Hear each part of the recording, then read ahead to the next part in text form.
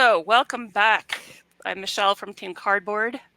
And I am Devon, a writer for Quackalope and creator on YouTube for Devon Talks Tabletop.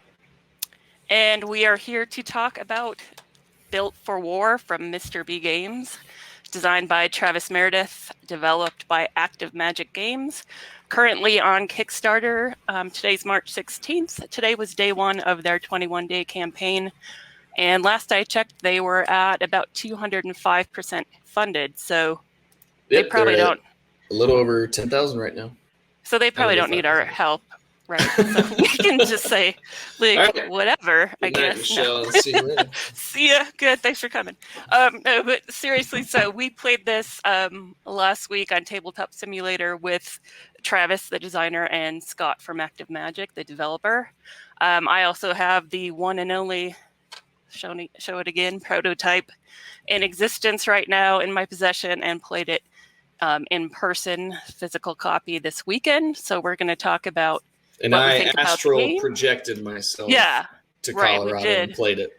That's how I played it. So COVID safe though. COVID safe astral projection. So yeah, so that's good. Me, right. Doctor Strange, and WandaVision. Whoops. Yep. Hopefully you have watched that show. Spoiler alert. So we're going to talk about Built for War. We're going to use the Team Cardboard team review model, kind of walk you through some of our thoughts, and then hopefully you'll want to go pick it up on Kickstarter and be part of the 300% or 400% funding. So let's just dive right into it. So team, oh wow, I have it written here, T.E.A.M. on my sheet. So when you were explaining it to me, you went from tabletop to accessibility, and I was like, I guess we just skipped execution. Fun fact about Michelle is that Michelle has dysgraphia, which is a writing disorder, and sometimes I just write things in a completely weird way. So team, I believe, is spelled T.E.A.M. I concur. Okay, great. That's support. That's what we need. So T is tabletop presence. That's our first point. So that would refer to the aesthetics, the art, what it looks like at the table. Is this going to draw anybody's attention? So again, the box here, you can see a lot of the components from Tabletop Simulator are very well replicated, I think. The player board or two, and some cards. And you can also see these in the little promo video that the guys did on the Kickstarter, which is way more fancy than, I don't know, if you can you do that voice? Can you do that voice? Win the war. Yeah.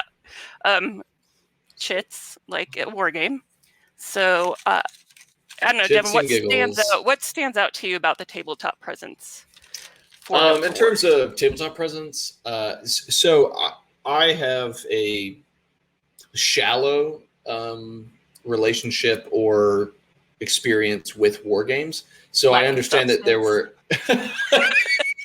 Yes, I am lacking substance, which is probably my motto for me in life. But it seems like, as some people were talking about, the connection between it and Panzer Blitz as like an homage to the artwork from that 1970 war game. I was not aware of that.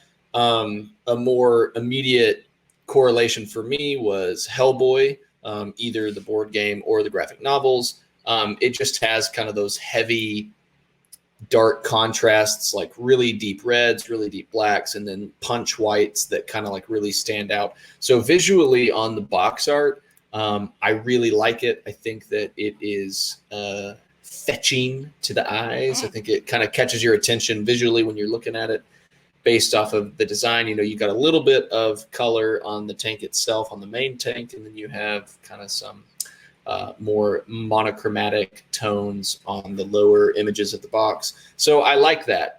When you get to the box components itself, that art visual style stops. So as you can see from what Michelle is holding up, each player board is going to be a different nation. So and those nations are going to have more wartime, historically specific color schemes and visuals. So you're going to have the light browns, the greens, the grays that kind of go along with most war game styles, and the more, I guess, how would you call it, more like detailed blueprints of the tanks. And it looks and feels like a war game as soon as you take it out of the box. Like when you see the chits, when you see all the pieces of it, it's very much a war game. So like visually, it's got some attraction on the box to like help it pop off the shelf. And then on the inside, it resembles most of what I'm familiar with in the war games that I've played. Yeah, I'd agree for sure. And you're right. I think the player boards are more muted. I don't know how well they'll show up here, but you can see them on the Kickstarter page for sure. But it does look like a blueprint. It's got the backdrop of a blueprint. It's the more muted colors. It looks like a technical document. As someone who deals with specs all day long at work for construction, I can tell you that that's what these look like. They look like technical construction, building, engineering, design documents. So they did nail that for sure. And I would agree with you that as soon as you take this out of the box, so there's tons of chits here. That's maybe half of the chits out of the box. How do you feel about the card art? The card art is really good. So again, we'll have to probably show some more of this in detail, but this is an artist out of Portugal, I believe. I can't remember his name. We'll have to get it up on the screen here, but the same artist that they used for Hellenica, they used for this game, for Built for War. And some of the detail here, like I've got the airborne card here, which is a parachuter, of course, and it's very detailed. It's very consistent, which is something that I always pay attention to on card art, especially. These look like they all come from the same game. They all are in the same style. You can identify this. If you see one of these cards and you've played the game, you when somebody posts one of those, where did this card come from? You might be able to tell because it's consistent. And then the iconography throughout, both on the cards and on the boards and on the chits, and of course in the rule book as well, is easy to follow. So once you realize that, this back end of the tank with the little lines that shows movement means blitz, that makes sense then. Blitz is moving quickly. So no, I think for something that depends on iconography, whenever you're like thinking of upgrades, which is something we'll talk about later, I do think that the iconography is pretty clear once you see all the different ones and associate them with the actions. I agree with you on that. I think it's pretty well done. Yep, and fairly language independent. I mean, there's titles on the cards, so they say, engineers or airborne or cavalry or what have you, and then it's all iconography below that. So really it's just one word on the cards. A couple of the cards, if there's a support card that will tell you need to draw more cards and discard them a certain way. Most of that stuff's going to be, most of the time it's going to be face up. So if you've got someone with any language or reading difficulty, it's, I would say if I had to quantify it, it's probably 80% language independent. You're jumping ahead of yourself. That's accessibility talk. That is. But I don't know how to spell team today. So, but anyway, that was part of team. A-T-M-E. There is no I in T.E.A.M, Devon. So, but as far said. as I couldn't have said it better myself. Yeah, tabletop presence. It is 100% identifiable as a war game, which of course we're going to get into later about, is it really a war game or is it a war game Euro hybrid? We'll talk about that in execution probably, which I think comes next if my spelling is correct. But it yeah, does, 100% identifiable as well as a war game. These are of course the prototype components, but already in the prototype, the boards are solid, the chits are solid. I hope the chits are solid. Yeah. Chits have a lot of fiber in their diet. They don't dissolve in your mouth, even. It's unfortunate. It's handy because it's the only copy in existence. So, anyway. It's also got a really good mouthfeel. So yeah, really, it feels like World War II. No. Okay. So that was T, tabletop presence, with a dash of E. Right, that's next. Execution. So in execution, we're talking about... And a skosh of A. It had a skosh of A. Skosh of A, yes. Yeah, just a promise an umami of a. Man, I could do some umami right now. I That sounds know pretty it good. is dinner time or I need some past it, but ramen. it's Taco Tuesday though. Okay. Anyway, execution. So, what is this game promising to do? And I'm bringing out the cover here because this is where the promise is. And then, how well does it execute that promise? Simple premise, right? So, built for war, design, build, and destroy World War II tanks. That is the promise we're given on the box cover. Sometimes games have, that whole flavor text paragraph in the beginning of the rule book, but the rule book is currently in prototype. So we have design, build, and destroy World War II tanks. So how do you think this is executed? You and I were talking about this earlier, and I think that instinctively, when I think of a war game, or when people maybe approach something like, "Oh, we're gonna have tanks and shoot at each other," that the idea is, "Oh, well, the thrust of this game, the main point of it, is to destroy tanks," Mm-hmm. which is part of it, but it's not really all of it. And as our game kind of bore out, you could tell that destroying tanks is a valid thing to do. It's a part of the strategy, but it's not the entire purpose of the game. It's just a facet of it. And Right. so the rest of it is designing and building, because the way that you design could lend itself towards destroying tanks, but it could also lend itself towards ambushing and destroying infantry and taking objectives, or it could lend itself to avoiding attacks from other players altogether and playing a little bit more of a passive game.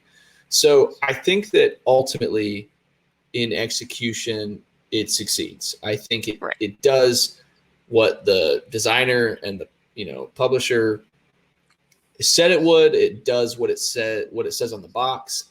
And I at the end of the game, I was, I got last place out of all four of us.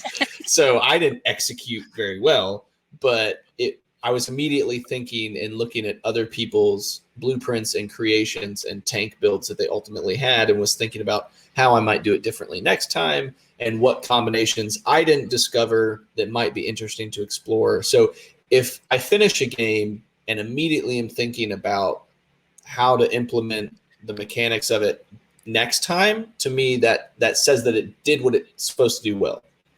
Yes, and I would agree. It's very concise, right? Design, build, destroy. That is exactly what you're doing. You're not soldiers, you're not generals, you are tank design engineers, or whatever the correct term is for that. Actually, I think Architects of war. Architects of war. Design, build, and destroy World War II tanks. Of that description, the one thing that you could remove from the promise is, if you wanted to, would be the World War II tanks.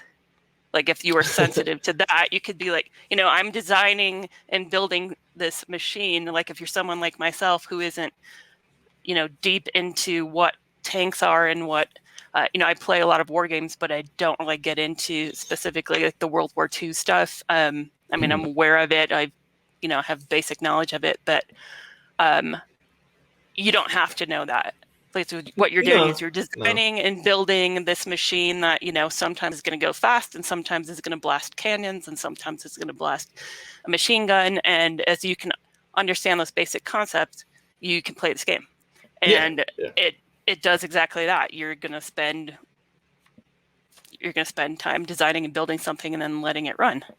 So and I do think that it does do well in building a sense of progression. Because it takes place over 4 years, and in the first 2 years you have, I wouldn't say limited, but lower capacity technology, and then in the second 2 years you get much more advanced technology. And so there is kind of like this gradual rise from just fielding a tank on the battlefield to creating a troublesome thing for your opponents to deal with. Right. So, like, you actually have to watch each other's designs to see, like, okay, that guy's got the most stuff that I want to blow up, but he's also got armor.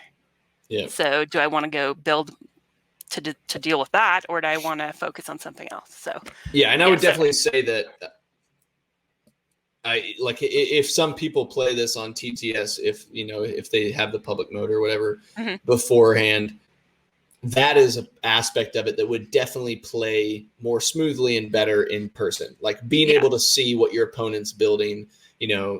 Everyone has different capacity computers or internet connections, and like being able to like easily scroll or zoom in or like toggle different cameras presets and see what someone's doing is a little more fiddly digitally.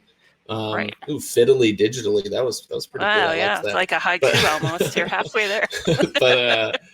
But I think in person, yeah, that will definitely be something that happens smoothly. Yeah, we played it actually 3-player, and yeah, it just as common sense would tell you, if you can see it all right in front of you on the table, and to pay attention to it, it is easier. But that is a good point to make, so that people are paying attention to what it's going to translate like into the physical copy from the digital copy. And I think that's something that's like much more present on people's minds given the pandemic and given the accessibility that people have to physical game copies. And so I guess just as a caveat for anybody who doesn't play digitally very often, as someone who like I've had to do it multiple times or not multiple, plenty of times for previews and demos and stuff, just to meet up with for content creation. It's easy for me to go, oh, this would work well and not have these particular issues in person once you have the physical copy. But if anybody's curious or anxious, I think that this would be very simple to follow through with the execution of the game once you have a physical copy. Yep, I would agree with that. So moving on to A in the spelling lesson. A, accessibility. So at Team Cardboard, when we talk about accessibility, we're talking about how easy is it to get into this game, what obstacles might there be, and that, of course, spans a wide range of topics. But so right now, this game, if we're talking about retail accessibility, financial accessibility, it just started again today on Kickstarter.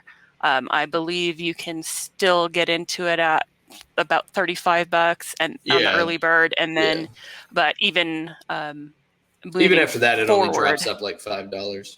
Yeah, it's definitely under $50 right now through the Kickstarter. So that's where they are as far as retail accessibility. Still, $50 might be a lot for somebody to spend, but this does have solo mode in it. It does have the AI that you can actually use as like bots to replace, if we played it 3-player with just 3, but you could play it 3-player with 1 AI if you wanted to. And then of course, all the way up to 4 players. So to me, that adds to the value of it if we're going to talk about, the dollar and also side of like if you're looking at, 40, anywhere between $35 to $50 outside of the board game hobby, then that might be a larger purchase. But if you're talking about board games, especially Kickstarter, like the Kickstarter, it's really like, to me, just low to mid range in terms of price. Like if you go into, friendly local game store or something, $40 to $45 is pretty simple for a light to mid-weight game, unless you're getting like a party game, or if you're getting, something small like a small box game, you might be able to get in for under that, somewhere between $20 to $40. But for a game that promises the amount of replay or content of something like Built for War, I think it's pretty reasonable and acceptable in terms of price. Compared to, if 4-player game for, you're going to be spending less than $10 an hour. So I always, maybe because I have a problem, with acquisition, like to break it down that way. But I know it is really something that, we're going to talk about a lot, is the cost of the hobby. To some people, the cost is just going to be prohibitive always, and there'll be ways we can get around that. But it is, a game like this is much more accessible than some of the other Kickstarter games, and 100%. It's asymmetrical, right? So So that right there adds to the replay. There's, four Yeah, yeah. different. You have asymmetrical player powers in terms of Yeah. the nation abilities. Yeah. Yep. So that's going to add to the replay as well. And then, but really, the big question with accessibility for me when it comes to Built for War or any war game is going to be who really can play this. And of course, we're going to tell you that anybody who wants to play this can play this, but we can't quite simplify it that far. So, so it is a World War II theme, right? So there is a German faction, but it's not, how to say this. It's not like in your face. It's abstracted. It's abstracted Yeah. because you're not fielding armies. You're not. There isn't like. It's not like Dead of Winter or something like that where you have a bunch of narrative text that like creates part of that world. You're building tanks and not even like commanding soldiers from like a direct point of view. So I think you and I were talking about this earlier. It detaches you somewhat from what might otherwise be uncomfortable themes or like associations. Yep. And if somebody really has an issue with the German faction or perhaps the Russian faction, I mean, you could remove those, I suppose, or you or have hey, the choice. American or British. Maybe you have the issues American with and British. British. Like no, honestly, whichever one you don't want. That's just something to be aware of, and it's perfectly okay for you to choose either not to play this game at all or to abstract it or detach in a way that is comfortable for you. This game, so Built for War, is, we're referring it to a war game, and it certainly is very much a war game. You're certainly head to head with other players, blowing things up, etc. But there is still some Euro aspect to it as well, which may make it more accessible to maybe some Euro gamers who are thinking about getting into wargaming, who don't want to pick up, the older style chits games that you've got little tiny chits the size of the tip of your pencil to keep track of, and or maybe these prolonged campaigns over courses of days sometimes. Yeah, like I mean I personally feel like this isn't saying anything bad about it. I feel like Built for War is on the lighter side of war games. Yes. So, my things that I'm familiar with in the hobby would be games like Twilight Struggle and Navajo Wars, both which are great in their own right, but are card heavy, shit heavy. I mean, if in terms of like mainstream gamers who haven't played war games, if you think that the indexed, massively stratified rule books are rough, then you have not read anything from GMT. You have not read anything of like these typical war game rule books. So, like comparing to that, Built for War is remarkably accessible. Yes. Also, just because yes, there's cards in the game and you have your own player board, but most everything is iconography resolution. Like you draw a card and it is related to a particular action. You resolve that action based off of the section of the tank that it corresponds to. And so if you understand the iconography, which you can understand relatively quickly, or with a little bit of help, however however you come to terms with rules in board games, like I think that it's much more accessible than I feel like when people hear war games, they immediately have these instinctual associations or fears of like this massive labyrinthine rule book and set of massive amounts of corollary rules or associated rules that all play into each other. And I don't think that this has that in a way that makes it intimidating. Right. At the same time, as someone who plays games like Here I Stand and Virgin Queen and the coin games, I'm looking at myself because I lost my train of thought, but those heavier games, this game Built for War is still going to have a depth of strategy. There's still that like I said, that head-to-head, except, this is a bit unique in that it's not 2-player only. That's typically what, a lot of people think of with war games, but, it is 4-player, it is flexible, 1 to 4. So, it is still going to be appealing to, I think, even to hardcore war gamers.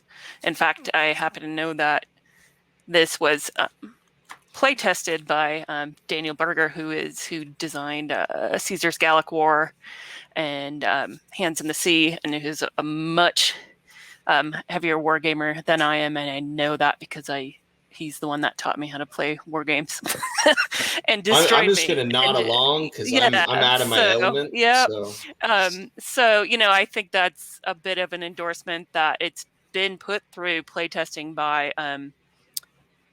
folks who typically strictly play Euros and folks that, typically lean more onto the really heavy war game side of things. And so it's found fans on both sides. Yeah, and that hybrid, I think, then becomes genuine when, you're talking about bringing the Euro and the war game together.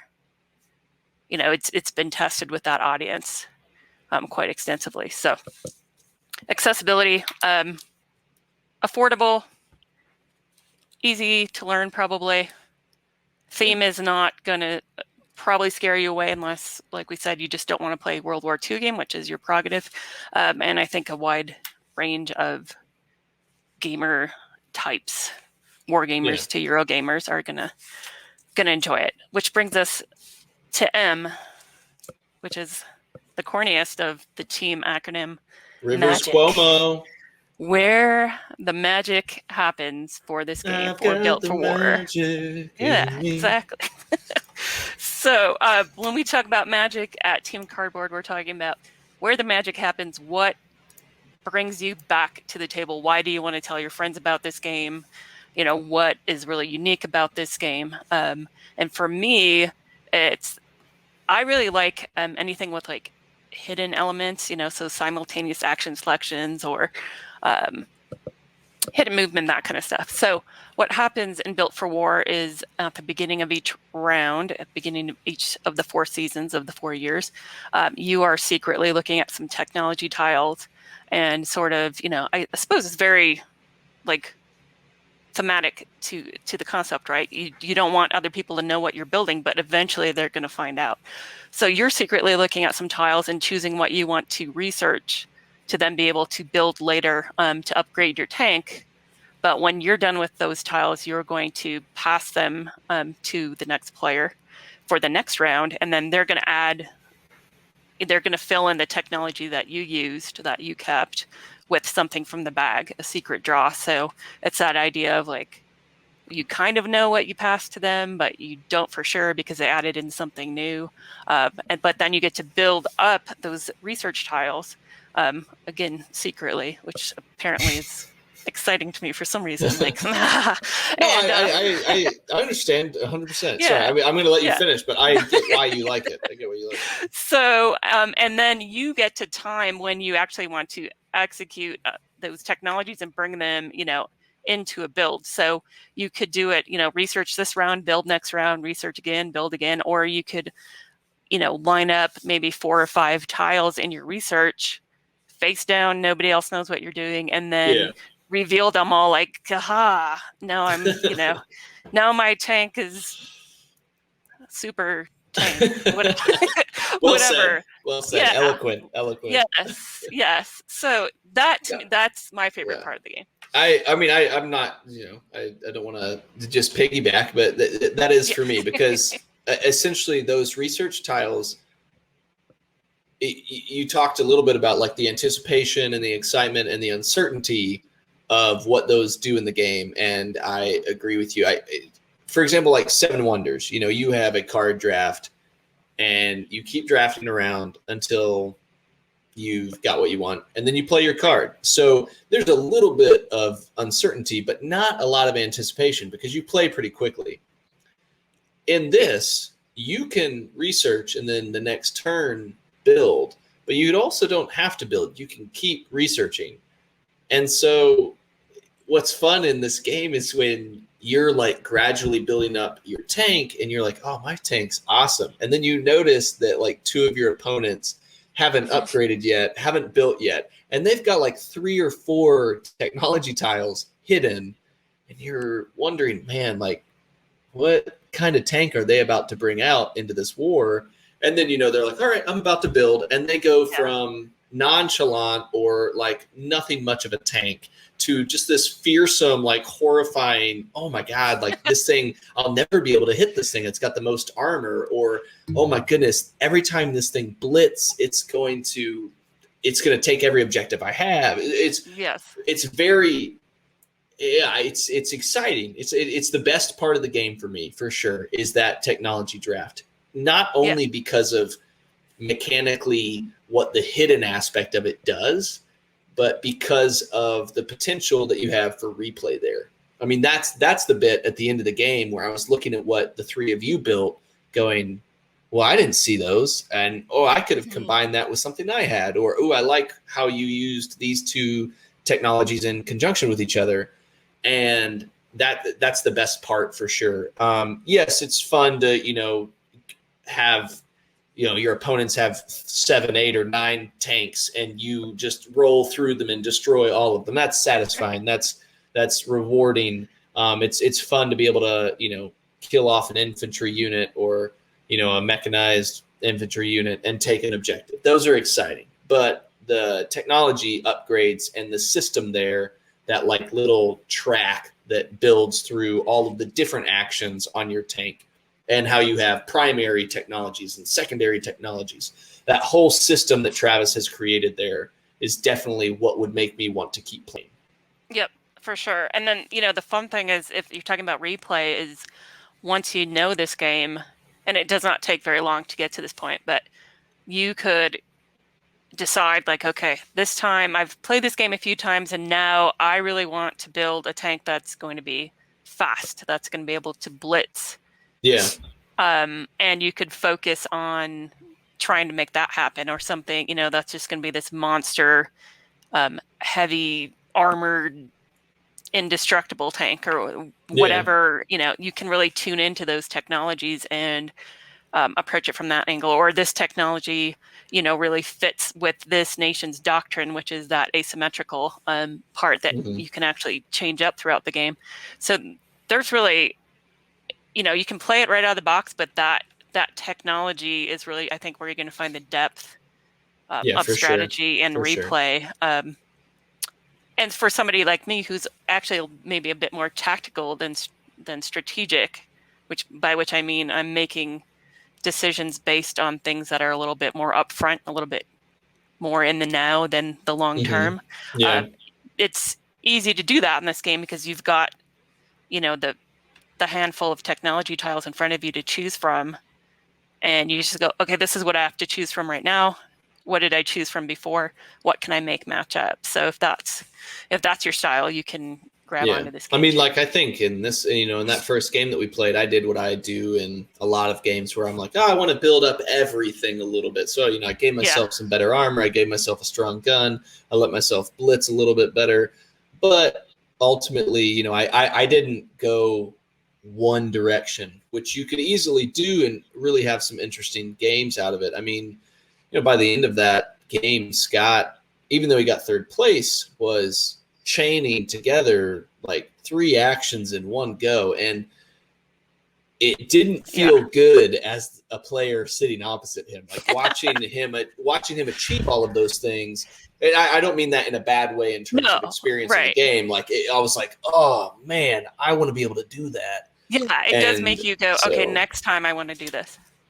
Yeah. So I'm going to say something really weird just before we wrap up here, because I've been thinking about this. But so something about this game, about Built for War, reminds me of Galaxy Trucker. Have you? Yeah. So you played Galaxy Trucker, right? Yeah. So I'm just throwing that out there because, as a fan of Galaxy Trucker myself, I happen to know that the designer, Travis Meredith, is also a big Galaxy Trucker fan, and I haven't had the chance to ask him if this. I doubt seriously that there's any intentional correlation there, but I think it's the building up this machine. And like I said, if I'm making decisions more, on a tactics basis of what can I get to fit in there now, and then I'm going to run this machine, in this case, against my opponents and see if it blows up or not. Well, it's funny. It's funny that you mentioned that, because when you were working on your like audio or whatever, that when we were playing, like at the beginning when we were all getting set up and stuff before we started recording, I was talking to Scott and Travis, and I mentioned the same thing. I was like, this feels to me like a more meditated, more controlled, and more, aggressive, because it's a war game version of Gallus Trigger. In Gallus Trigger, you're just like, okay. you're like, I've got to get this built, and I need to see if it's going to even survive the mission. And then in this one, you're like, I need to build this part of the tank. And then in 1 year, you just get absolutely thrashed. And you're like, okay, back to the drawing board. Let's get some different technology tiles on my tank. So I agree with you completely. That was when I was reading the rules, it came to mind, and I mentioned that to Travis, and he just kind of laughed. I didn't ask him specifically, because I didn't know, as you said, that he had, appreciated that game a lot. But that was exactly the same analogy or parallel that I drew. So maybe I had that, wall disconnected from audio, that it was just an osmosis moment. It was more of that astral plane projection thing that's going on. Yeah. That just whisper of. I was just like, hey, Scarlet Witch, send that over to Michelle. I'm just gonna dive deeper into the unruining stuff. Just ruin it all, spoil it. Cool. So that is Built for War. That's the Team T.E.A.M. review. I think we should misspell it differently every time. Yeah, probably. I think so. I think it really just keeps people on their toes. So that's 100%. Yeah. Team, guys. M-E-A-T. Team. Yeah, M-E-A-T. Yeah, I think that's right, as far as I can tell. But Team Meat. We're Team Meat. Anyway, now we're just devolving into our own entertainment, which is fine too. There's place for everyone. I feel like you did most of the legwork on the intro and the outro, but Built for War, guys. It's a 4-player. It can be 1 through 4 player tank building and destroying game, designed by Travis Meredith and helped publish by Active Magic and Mr. B. And it's on Kickstarter right now. It's already at 200% funding, or above 200% funding, and they've got some juicy little stretch goals that are coming out. Let's see, 2 different stretch goals that are coming out in the next $5,000 or so from backers. And I think it's definitely an interesting and unique war game that kind of blends some accessibility and blends some fun mechanics, especially the technology drafting. I think that's the main draw for me and for what would be a lot of people, whether you're war gamers or whether you're Euro gamers coming over. So you should definitely check it out. Check it out. Thanks for tuning in. We will see you next time with the meat review. Later. the meat. That sounds so wrong. This is a game about World War II, but it's not a war game about World War II. It's actually a bridge game that's themed around World War II. One of the interesting things was about the war was that more than any factor, the development of tanks and the rapid advancement of them helped determine the outcome of the war, especially the war in Europe. And so what this game's premise is what if you were in charge of developing the main battle tank for your nation? In this case, Germany, England, Russia, Soviet Union, or the U.S. And so what if you were in control of all of the resources and were responsible for developing that tank and then taking it out onto the battlefield and fighting against the other players? And so that simple premise is what makes up the game. The way that the game is played is over 16 turns, split into 4 seasons per year and 4 years, starting in 1942. And within each of those seasons, there are 4 simple phases. You're going to find as we go here that it's going to flow by pretty quick. The first phase is that you're going to either research new technologies to put on your tank, or you're going to build your tank using the things that you have researched in prior seasons. So over time, there becomes that tension of, oh man, I've researched some great technologies. I really want to put it on my tank, but oh, I have this great other technology that I want to research. You can only do one or the other. And because of that tension, hard choices, I think, are always a good thing in board games. Second thing that happens is, and that's, we all do that simultaneously. So we're going to do that in secret. I won't know what technologies you folks have, nor will I know what technologies you're currently researching. So then what we do is we do combat actions, and that is going to be, we'll have action cards. There will be, in a 4-player game, there will be 6 of them face up. And on your turn, you merely select what combat action you wish to do, which means grab one of those cards and put it into the discard pile, meaning nobody else can choose that action if you've chosen it. And those actions are actually tied to these things on your player board. There are 6 locations, and there are 6 actions you can take. We'll explain that in just a moment, or we'll show that once we get the cards face up. But you can blitz, which means to gain initiative, take advantage of initiative on the battlefield, and then capture objectives, and those are worth victory points.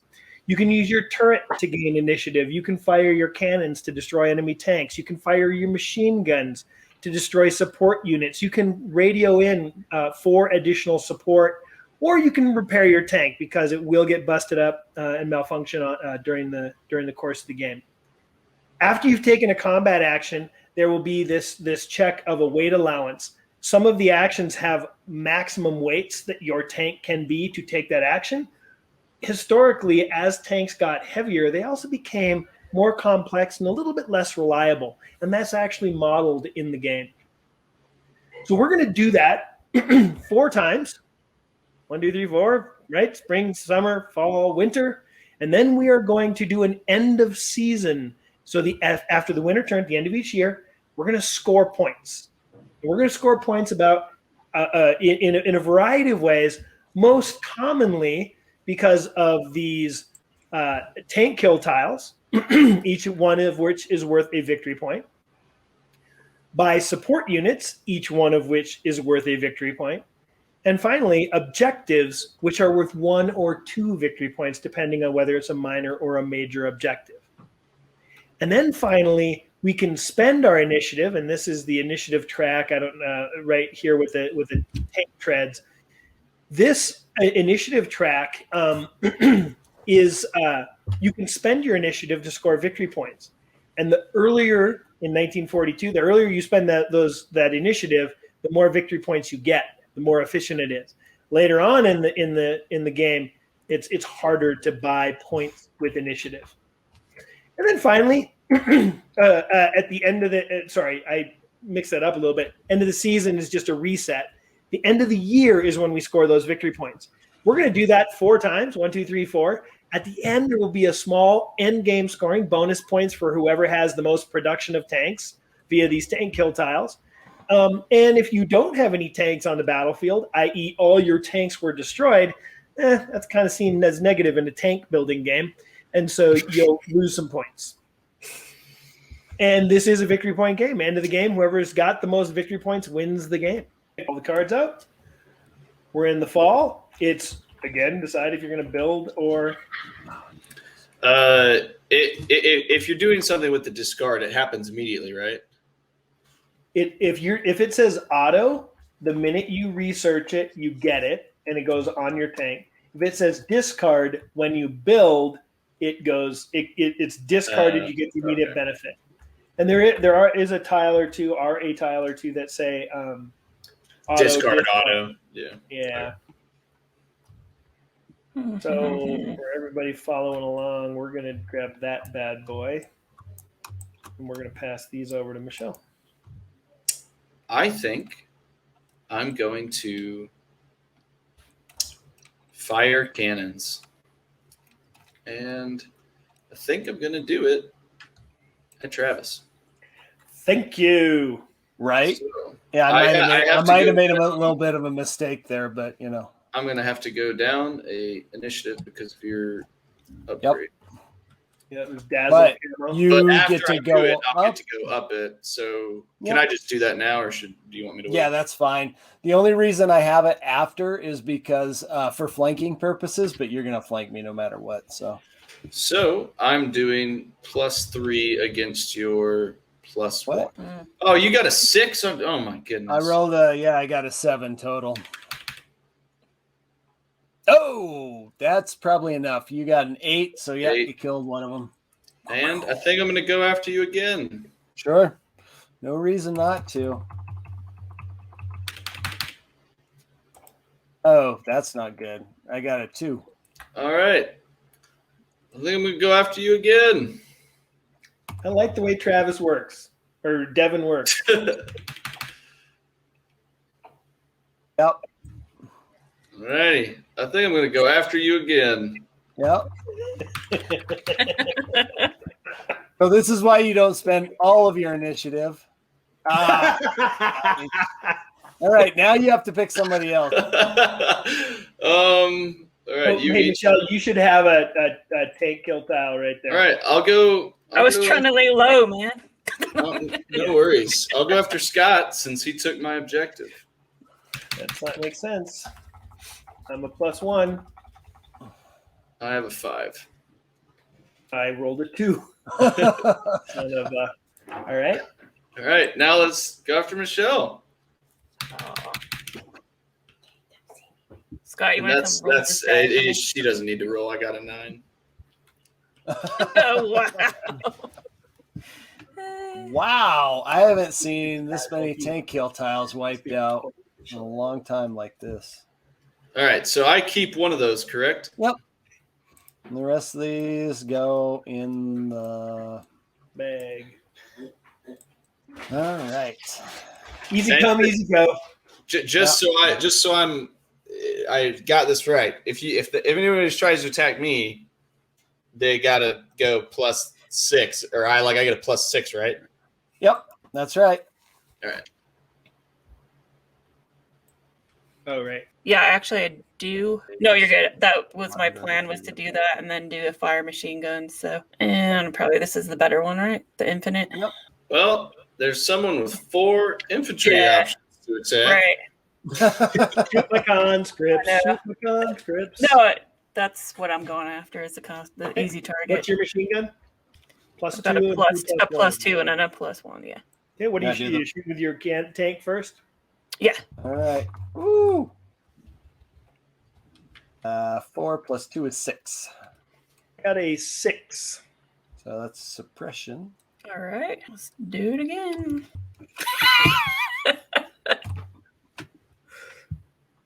I rolled a 4. I rolled a lot, a 7. A lot. Yeah. We roll a lot over here.